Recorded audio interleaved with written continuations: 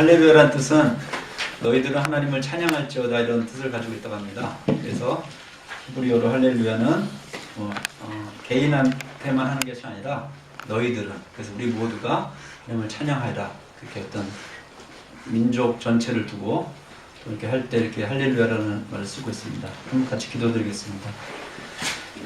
하나님 아버지, 오늘도 거룩한 주일 맞이하여서 아름다운 강령교회 귀한 성도님들 앞에서 또 말씀을 전할 수 있는 은혜를 주심에 감사를 드립니다. 부족한 자가 섰습니다. 육체는 가리워 주옵시고 오직 성령께서 우리에게 들려주고 싶어 하시는 말씀 전파될 수 있도록 인도하시고 듣는 자나 전하는 자나 모두가 하나님 앞에서 귀한 은혜 받는 시간 될 수 있도록 인도하여 주옵소서. 우리가 혼탁하고 어려운 혼란한 세대에 살고 있습니다. 이 세대 가운데서 우리에게 주시고자 하는 말씀을 듣는 시간 될 수 있도록 인도하여 주옵소서. 모든 것 주께 맡기며 예수님의 이름으로 기도드립니다. 아멘.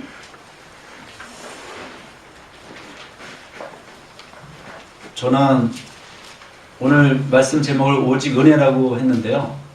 지난주에 종교개혁의 세 가지 그 덕목을 얘기하지 않았습니까? 오직 은혜, 오직 믿음, 오직 성경. 그것이 바로 이제 종교개혁자들이 주장하는 것인데, 오늘 성경 나오는 본문 말씀이 바로 오직 은혜에 대해서 이렇게 잘 가르쳐주고 있는 말씀입니다. 함께 나누고 싶습니다. 제 인생을 돌아봤을 때 저는 참으로 감사할 것밖에 없습니다.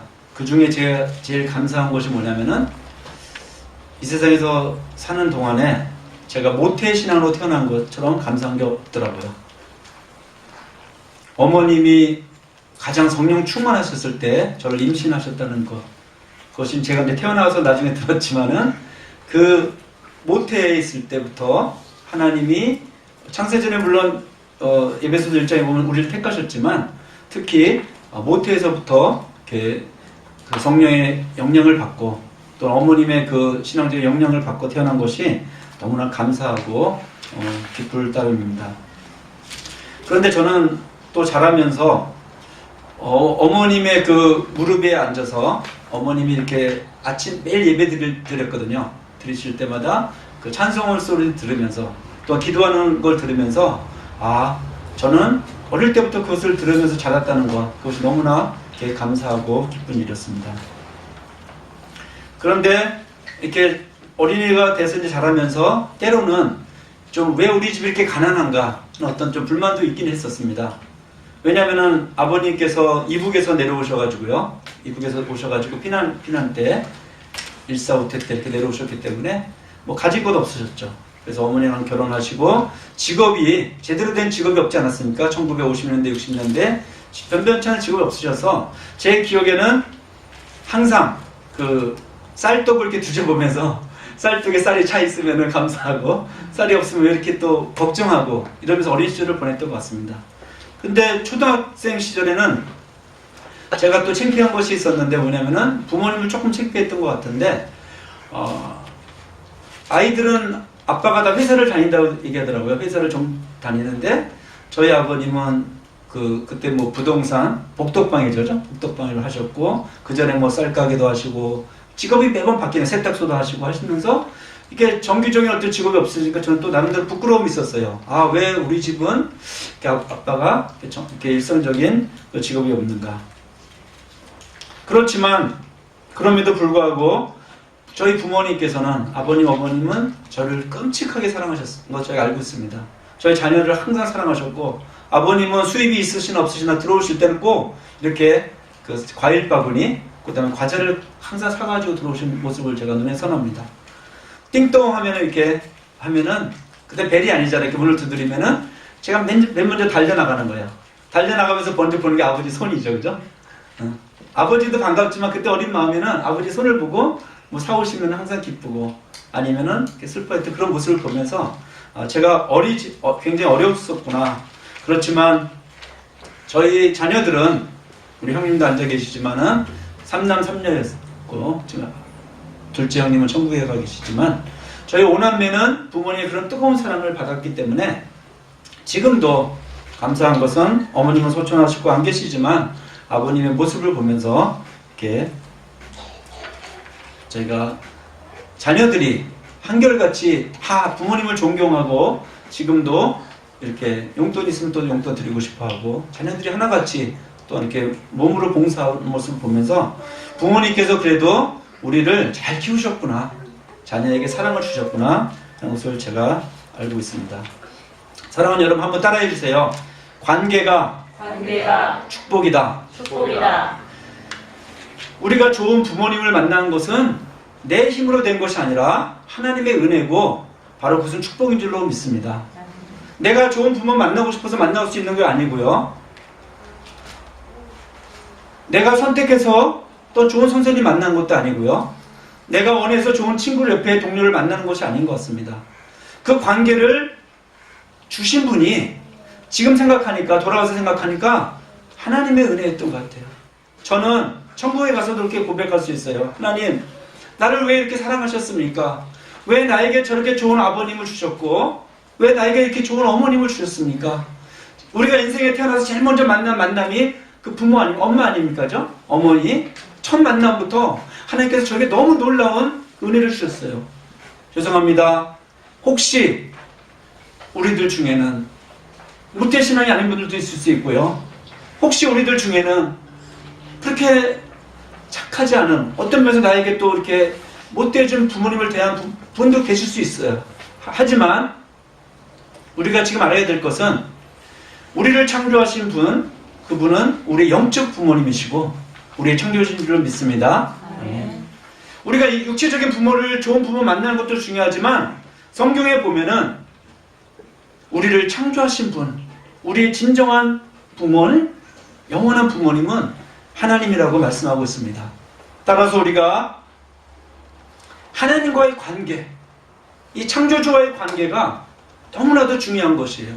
그런데 많은 사람들이 지금 살고 있으면서 친구들과의 관계는 잘해요. 공부도 잘해요. 세상에서도 관계는 좋아요. 그렇다 할지라도 창조주 하나님과의 관계가 잘못되면은 이 사람은 아무 소용이 없는 것입니다. 예를 들어서 이렇습니다. 우리 하람이하고 예람이가 학교에 가서 이제 둘을 비교해서 미안해요. 하람이는 예를 드는 거니까 공부를 너무너무 잘하는 거야. 그리고 친구들도 많아. 그리고 선생님한테 인정받는 우리 하람이야. 근데 반면에 예람아 화내지 마. 얘니까. 예람이는 공부를 잘 못해. 그래 친구도 별로 없어. 그러나 잘하는 게 있어. 뭐냐면 아침에 일어나면은 엄마 안녕하세요. 아빠 안녕히 주무셨어요? 항상 인사를 하는 거야. 얘입니다. 근데 하람이는 학교에서 관계도 잘하고 공부도 잘하고 친구도 많아. 그런데 집에 딱 오면은 갑자기 싸늘해지는 거예요. 엄마를 봐도 아는 척도 안 해. 아빠를 봐도 아는 척도 안 해. 이런 경우에 우리 엄마한테 질문하고 싶어요. 우리 어머님은 누가 더 사랑스럽겠습니까? 누가 사랑스럽다.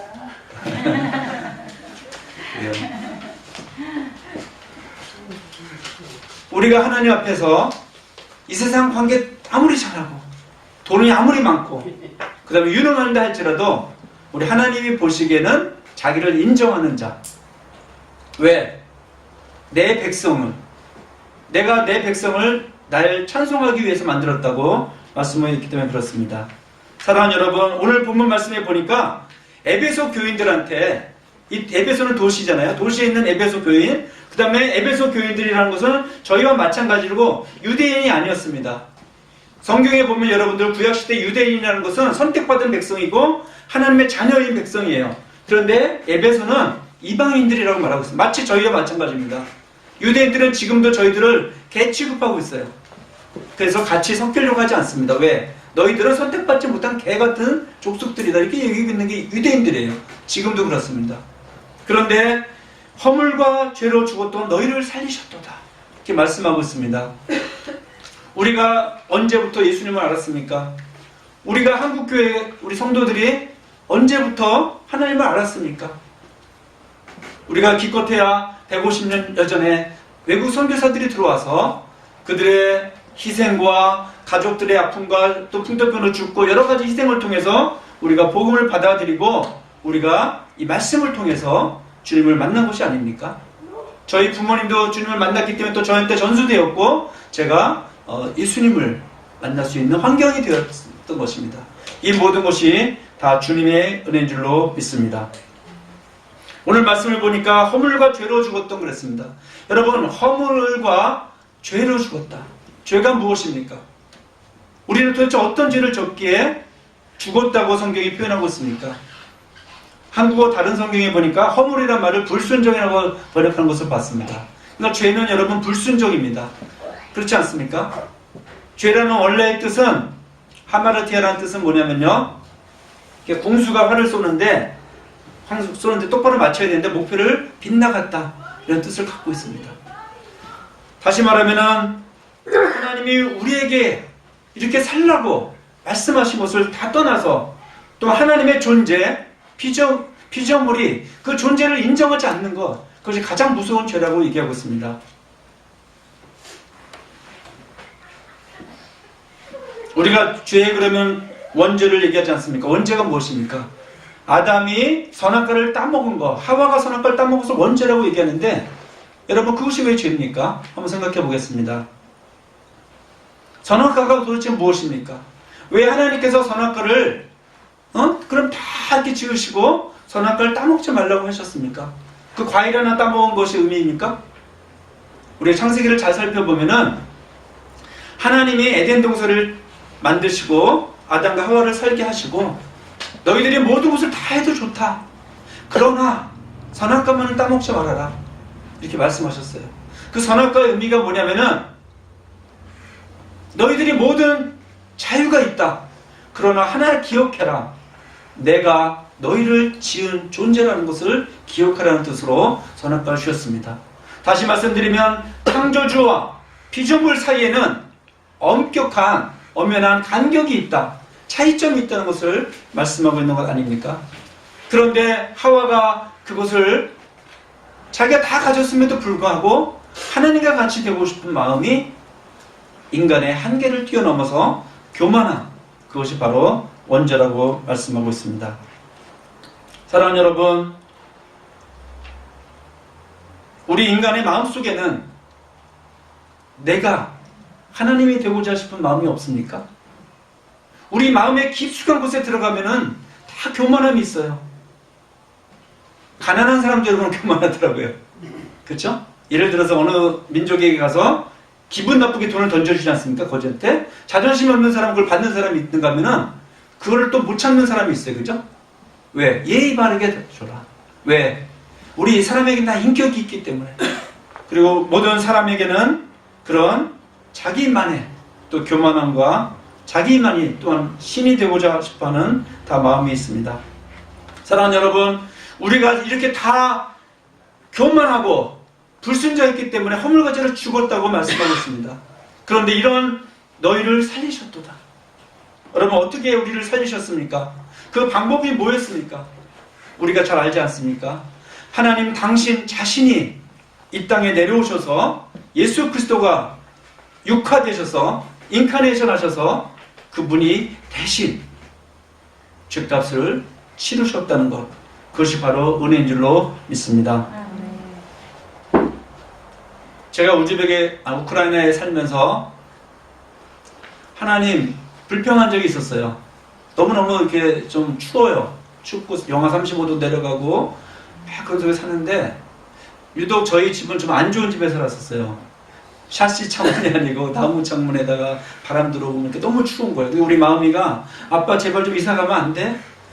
왜 큰 교회 파송됐는데 왜 이런 데서 살아야 돼? 하면서 제가 알기로 선교사들 중에서 제일 가난한 데 살았으니까 제일 이렇게 허름한 집에 살고 뭐 냄새 나고 하여튼 뭐 창문이 바람이 솔솔 들어와서 막 겨울에 추위에 떨면서 살았어요. 근데 저는 그래도 되는 줄 알았어요.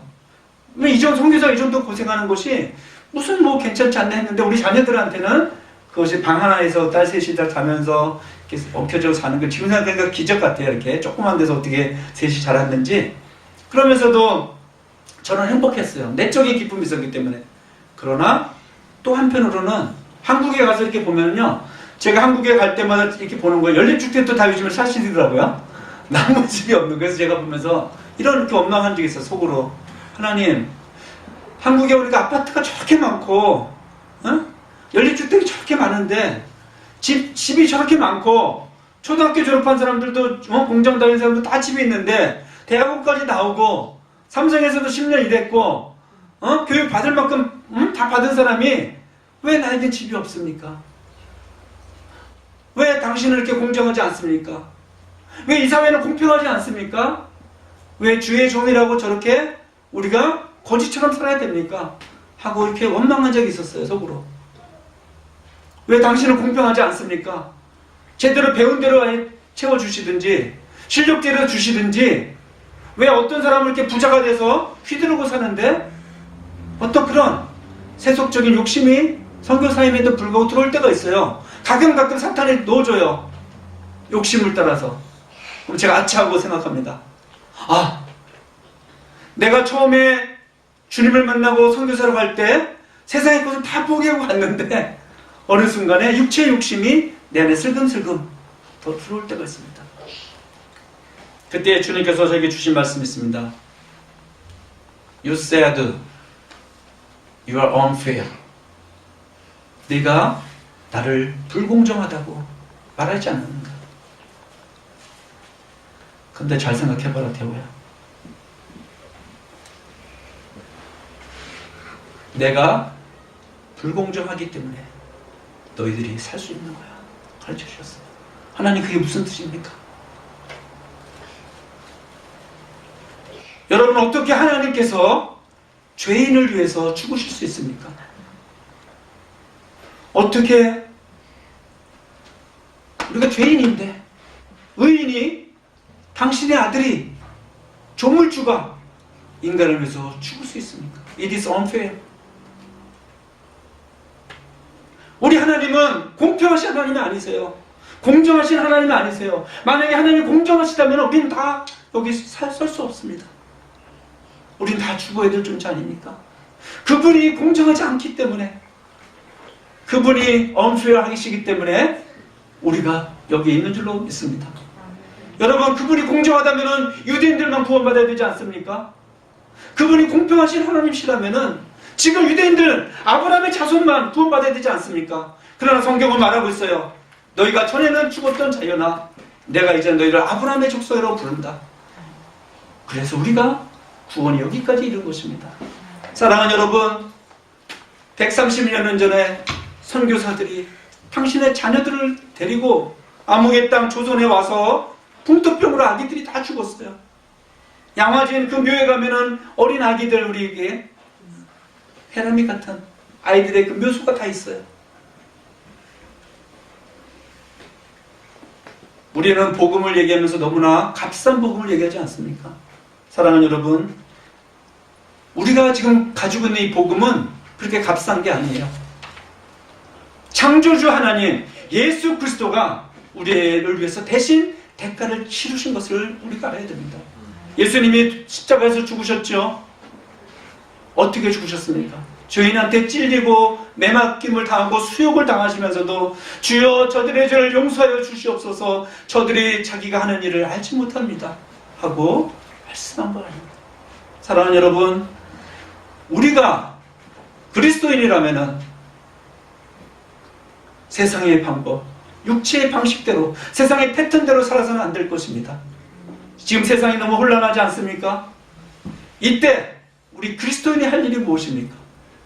주여 저들의 죄를 용서하소서, 자기들이 하는 일을 알지 못합니다. 만약에 예수 그리스도가 그때 십자가를 참지 않으시고 12영을 거느려서 로마군을 다 진멸했다고 칩시다. 그러면 우리에게는 구원이 없는 것입니다. 그분이 인내하셨기 때문에, 그분이 참으셨기 때문에, 그분이 악을 몰라서 그랬습니까? 그분이 선을 모르신 분입니까? 우리 독생자 예수 그리스도께서는 자기의 죽으심으로 하나님의 사랑을 표현하신 줄로 믿습니다. 그런 사람들이 질문할 것이에요. 어떻게 한 사람, 나사렛 예수의 피가 전 인류를 구원한다는 말인가? 거짓말, 넌센스다 질문할 수 있어요. 제가 증명해 드리겠습니다, 여러분. 우리 정윤환 권사님한테 질문하겠습니다.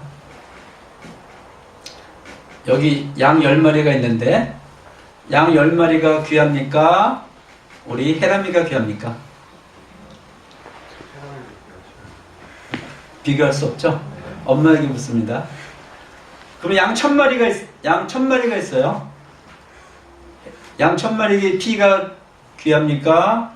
해람이의 피가 귀합니까? 비교할 수 없죠. 마지막으로 다시 질문합니다. 양 70억 마리가 여기 있어요. 이것과 하람이와 바꿀래? 안 바꿀래요? 안 바꾸죠. 맞습니다, 여러분. 하나님 입장에서는 당신의 독생자 아들 예수 그리스도의 피가 우리 70억 인구의 그 사람의 피보다 더 귀한 것입니다. 그렇기 때문에 우리 예수 그리스도의 피가 우리 모든 인류를 대속하고도 나올 만한 가치가 있는 줄로 믿습니다. 사랑하는 여러분, 예수 그리스도의 피는 한 사람, 한 인간의 피가 아니라 당신 자신, 창조주 하나님께서 이 땅에 오셔서 우리에게 흘리신 피인 줄로 믿습니다. 그러면은 하나님이 왜 우리에게 이렇게 큰 은혜를 주셨습니까? 제가 여태까지 말씀 나눴는데 저는 너무 행복하고 너무 감사해요. 내 삶에 찌르는 것 많고 너무 힘들고 어려운 것들이 있다 할지라도 돌이켜봤을 때 내가 예수 그리스도를 그 믿음을 복음을 통해서 받았기 때문에 감사합니다. 우리 하나님 말씀 읽겠습니다. 2.8절이죠. 너희는 그 은혜에 의하여 믿음으로 말미암아 구원을 받았으니 이것이 너희에게서 난 것이 아니요 하나님의 선물이라 그랬습니다. 사랑하는 여러분, 우리가 구원을 받은 것은 믿음을 통해서 구원을 받는데요. 믿음은 들음을 통해서 나죠. 들음은 그리스도의 말씀입니다. 이 말씀은 생명의 말씀이고 이 말씀을 우리가 듣게 된 것, 여기까지 오게 된 것은 다 뭐다? 하나님의 은혜다. 아멘. 하나님의 은혜라는 것은 하나님의 선물이라는 뜻이고 또 하나님의 사랑인 것입니다. 하나님이 우리를, 이 부모가 자녀들을 낳기 때문에 뭐 착하든 착하든 나쁘지라든 어떤 때 죽이고 싶은 말 듣기도 이렇게 굉장히 힘들 때가 있을 때 있잖아요. 저는 그렇더라고요. 사실 이렇게 보니까 정결한 마음이를 진짜 때로는 막 진짜 다 치워버리고 싶고 이럴 때도 있어요. 속상할 때도 있어요. 그러나 내 새끼니까 우리 사랑할 수밖에 없고 그 뜨거운 사랑으로 너희가 본질상 진도의 자녀였지만 용서할 수밖에 없는 것이